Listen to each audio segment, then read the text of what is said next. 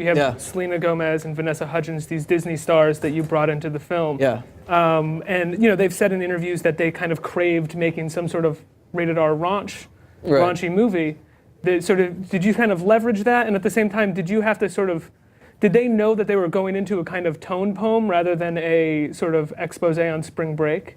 Yeah, I mean, they'd seen my films before, and I spoke to I don't really try to convince people, but I just kind of, you explain what you want to do, you kind of get familiar with the things that I've done before in the past, and I think they were excited by, the idea of playing characters, pushing themselves into something more kind of graphic and extreme, and going for it. I was surprised and happily surprised that they were so bold and willing to do it. There's this classic story that I remember hearing about Boogie Nights, which was that like halfway through the film, Mark Wahlberg was shown a thong that he had to wear, and he went up to Paul Thomas Anderson and said, "I'm not wearing this," and Paul Thomas Anderson pulled out the script and was like, "Yes, you are. It's in the contract." Right. Did you ever have moments on set with them where they were like, "Look, Harmony, I know we said maybe we'd do this, but this feels a little too uncomfortable for me"? I mean, maybe at some points, but not really. It wasn't like that. It was even because I went over, we rehearsed for so long before, and I kind of really, explained to them that anything could happen, and you have to be open to it. And once I understood the characters and the world, and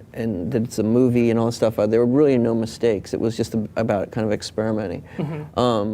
But there were scenes where they were uncomfortable, but I thought that was okay because that coincided with what their characters would probably be feeling.